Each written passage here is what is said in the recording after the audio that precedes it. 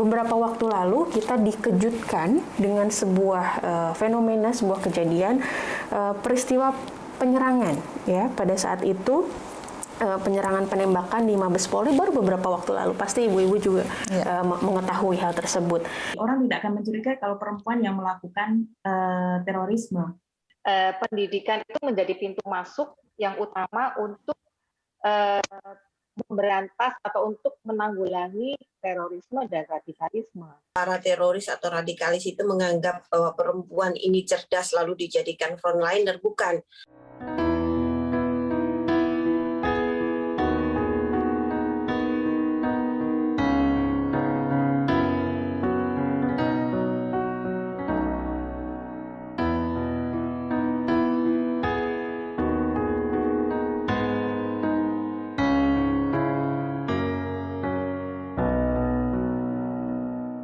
Dan sedikit mungkin penajaman terkait dengan pertanyaan sebelumnya, saya ingin juga bertanya kepada Ibu Diah dan mungkin Ibu Anggi ya, sebagai organisasi besar ya, sebagai organisasi keagamaan besar di Indonesia, tentunya Muhammadiyah dan NU punya peran strategis ya terkait dengan hal ini.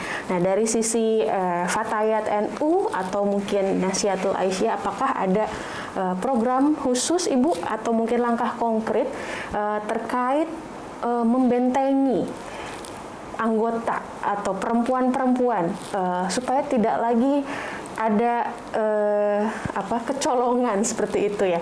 Bagaimana? Mungkin Bu Anggi ya, boleh.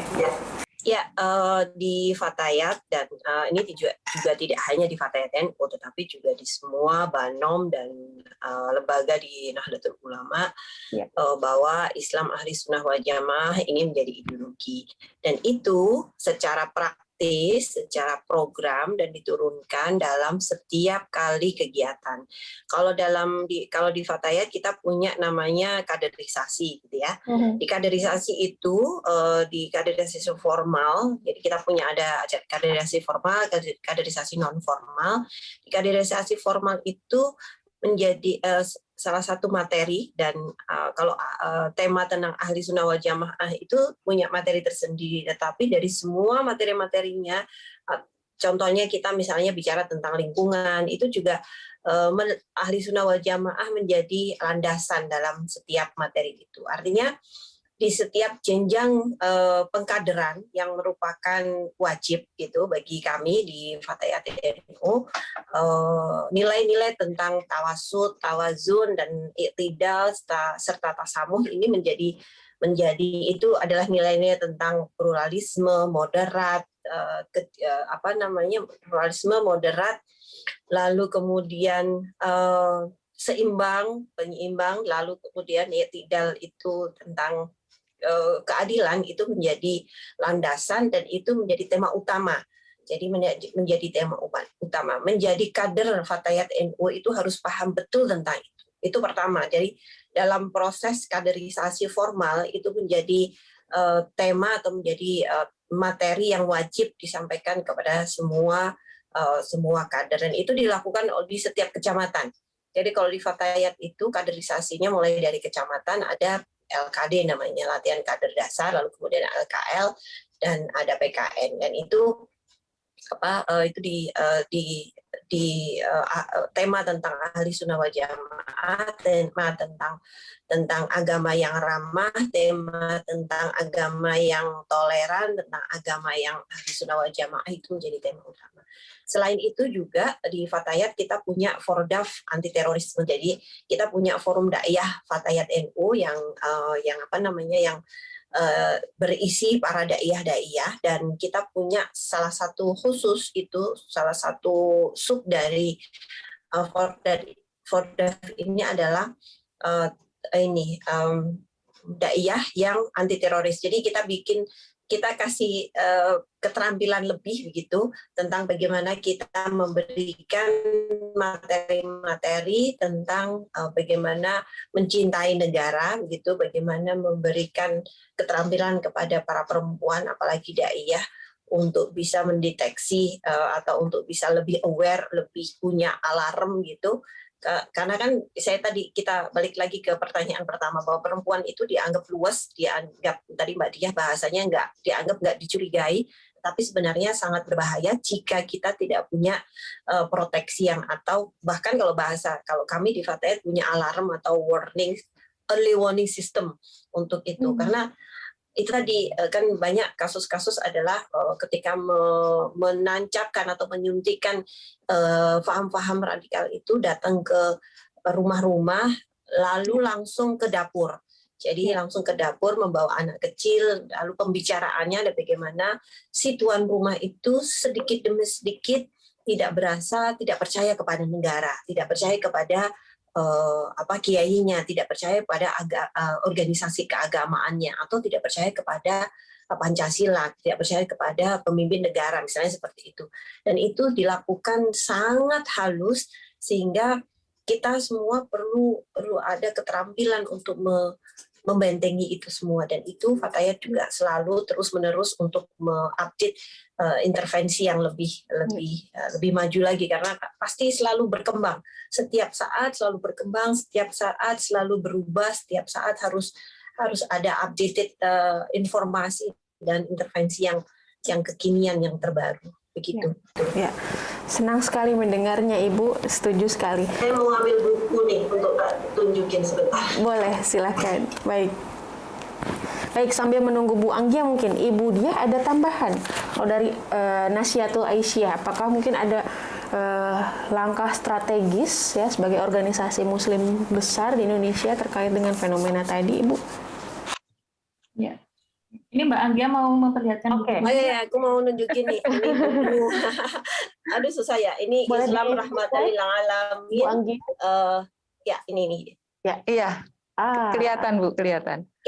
Menarik sekali. Islam Rahmatan lil Alamin untuk pencegahan radikalisme dan ekstremisme. Jadi ini yang menjadi ini kita bikin semenarik mungkin, karena biasanya kalau kita bikin itu kan modulnya berat begitu. Nah ini pun juga sebenarnya saya agak kritik terlalu tebal gitu, biar teman-teman mudah untuk bisa mengaplikasikan atau menjalankan di daerah. Ada beberapa teman-teman di Jawa Timur, lalu kemudian di Jogja, itu mereka sudah punya dampingan-dampingan yang seperti yang dilakukan oleh teman-teman dari Nasyatul Aisyah, keluarga-keluarga mantan teroris yang kemudian kita dampingi teman-teman dari Fatayat di Jogja, dan satu lagi saya lupa di mana ya. Menarik sekali, Ibu. Wah, ternyata memang sudah ada tadi early warning sistemnya, dan juga diperkuat dengan kaderisasi ya, tidak hanya untuk generasi yang sudah mungkin senior, tapi juga sejak dini ya, Ibu ya, dari secara organisasi. Nah, Ibu Diah, bagaimana? Baik, menarik sekali nih Mbak Anggia. Jadi terinspirasi. Jadi penasaran bukunya ya. Iya. Saya menambahkan Mbak, jadi kalau di Muhammadiyah itu kan kami memiliki paham Islam wasatiyah. Jadi Islam wasatiyah itu adalah Islam tengahan, di mana tidak terlalu kanan dan juga tidak terlalu kiri. Nah, dalam Islam wasatiyah ini kan mengandung konsisten, seimbang, adil, toleran, inklusif, akomodatif, dan juga cinta tanah air. Nah, itu juga terimplementasi dalam seluruh aktivitas kegiatan di Muhammadiyah, di organisasi otonom, juga di Nasyatul Aisyah, sama mungkin seperti yang disampaikan Mbak Anggia, di pelatihan perkaderan itu selalu ada dan selalu memang harus disosialisasikan begitu. Jadi kalau kami memahami Islam itu sebagai Islam wasatiyah gitu. Nah, ya. Jadi Islam tengahan. Kemudian yang kedua, kalau dalam toleransi beragama, kemudian juga menghindari terorisme itu, kalau di Muhammadiyah juga mulai dari pendidikan, Mbak. Jadi ini menarik sekali fenomena, saya akan sampaikan Bu Justina, di Nusa Tenggara Timur, di Papua Barat, itu sekolah-sekolah Muhammadiyah, itu malah sebagian besar muridnya, ini adalah mereka beragama Nasrani dan Katolik. Ya, bahkan kalau di NTT Ini saya sempat bertemu dengan rektornya Universitas Muhammadiyah Kupang. Itu justru dosen-dosennya juga banyak yang Kristen Katolik, Bu Justina. Mereka menduduki posisi juga sebagai dekan, sebagai kaprodi. Jadi tidak ada istilahnya pembedaan begitu. Kalau waktu saya meneliti di SMA Muhammadiyah Kupang itu Mbak, 80% muridnya ini Kristen Katolik. Yang Islam hanya 20%. Ya. Dan mereka dan mereka tidak toleransi cepat. Iya. Dan mereka tidak dipaksa untuk kemudian memakai hijab juga tidak, Bu. Jadi mereka diberikan kebebasan. Bahkan kalau di UM Kupang itu juga ada tempat ibadah yang disediakan. Ya, jadi kalau ini salah satu bentuk Islam Wasatiyah yang kami implementasikan begitu, tidak hanya pada dataran pemahaman, tetapi juga implementasi pada dunia pendidikan. Di sekolah-sekolah Muhammadiyah tidak, di Jawa sekalipun juga kalau ada, saya dulu pernah ya, ada murid saya yang agamanya Katolik, Bu. Saya terima, waktu saya jadi kepala sekolah saya terima, tidak masalah. Dan memang tugas kita harus memberikan pendidikan agama sesuai dengan agama yang dianut. Itu juga di berbagai sekolah Muhammadiyah juga demikian. Walaupun belum semua ya, tapi kan bertahap. Nah ini saya kira salah satu bentuk upaya untuk menanggulangi intoleran. Namun kalau di Nahdlatul Aisyah nih Mbak, ada branding gerakan kami Keluarga Muda Tangguh Nahdlatul Aisyah atau KMTNA. Ada 10 pilar.